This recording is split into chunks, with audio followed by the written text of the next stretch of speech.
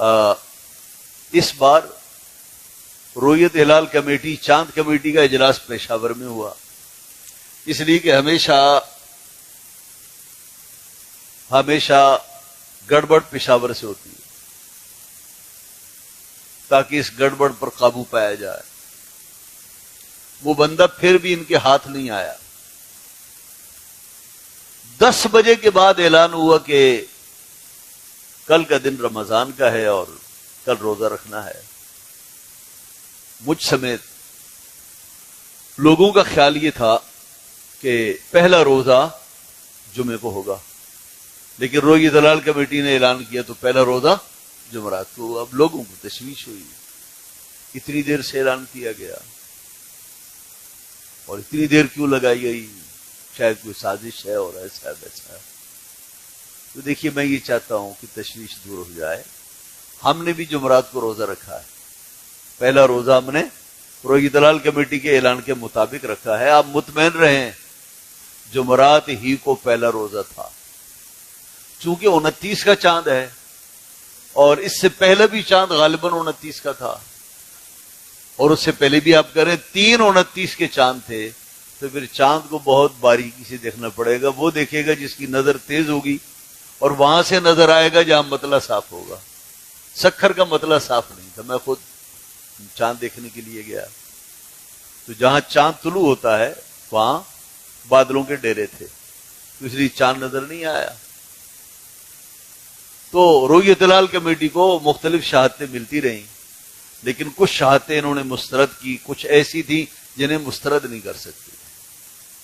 ہمارے ایک دوست مفتی صاحب ہیں، رؤیت ہلال کمیٹی کے ممبر ہیں، انہوں نے باقاعدہ اس پر مضمون لکھا ہے، اور انہوں نے کہا کہ ہمیں شہادتیں موصول ہوئیں بھاولپور سے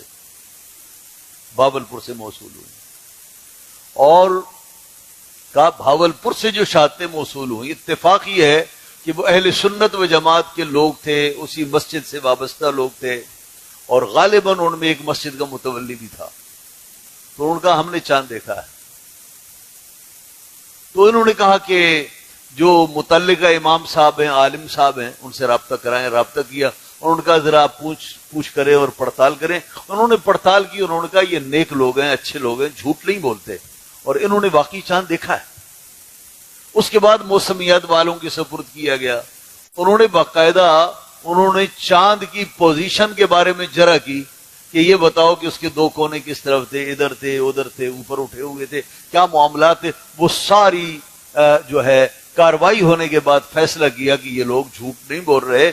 تو اس کے بعد پھر چونکہ پورے پاکستان سے شہادتیں آئیں گی بھائی، کہیں جلدی کہیں جلدی۔ دیکھیے ملک میں اگر جو ہے وہ چاند ہر طرف نظر آیا تو جلدی اعلان ہو جائے گا، اور اگر کہیں اکا دکا کسی شہر میں نظر آیا تو یہ تو نہیں ہے کہ فوراً آپ کو شہادت ملے گی۔ تو اس لیے یہ بھی سمجھنا چاہیے کہ رؤیت ہلال کمیٹی بالکل ایسی ہے جیسے آپ کا امام ہے مسجد کا۔ جی، اب کوئی کہے کہ آپ کا امام پتہ نہیں وضو کرتا ہے یا نہیں کرتا، بغیر وضو کے نماز پڑھا دیتا ہے یا کیا، تو آپ کہیں گے بھئی جب ہم نے اپنا امام بنایا تو ہمیں شک نہیں کرنا چاہیے، اور اگر ایسی گڑبڑ ہے تو پھر اللہ اس سے پوچھے گا بھائی، ہم نے تو نماز پڑھنی ہے، ہم نے تو اعتبار کرنا ہے۔ تو رؤیت ہلال کمیٹی پر آپ نے اعتبار کرنا ہے، جب تک کہ بالکل واضح طریقے سے کوئی غلطی سامنے نہ آئے تو آپ نے ان کا اعتبار کرنا ہے۔ باقی ان کا اور اللہ کا معاملہ ہے، غلطی کریں گے تو اللہ ان سے پوچھے گا، آپ سے کوئی نہیں پوچھے گا۔ اس لیے جو روزہ ہوا ہے وہ بالکل ٹھیک ہوا ہے، اور جو پروپیگنڈا کیا جا رہا ہے یہ غلط پروپیگنڈا ہے۔ اور آپ کو یہ بھی جاننا چاہیے کہ رمضان کا جو ہے نا روزہ اور رمضان کا جو چاند ہے، اس معاملے میں شریعت مطہرہ نے بڑی سہولتیں دی ہیں، اور اس کا معاملہ آسانی پر رکھا ہے۔ اگر ایک آدمی بھی گواہی دے دے کہ میں نے چاند دیکھا ہے، جی ایک آدمی گواہی دے دے، محترم ابل عرود ہے، ایک آدمی نے گواہی دی دی، اگر وہ نیک ہے تو ماشاءاللہ، اور اگر شکل و صورت سے نیک لگتا ہے، مستور الحال ہے، تو بھی ہم اس ایک آدمی کی شہادت کو قبول کر کے پوری قوم پر روزہ فرض ہوگا۔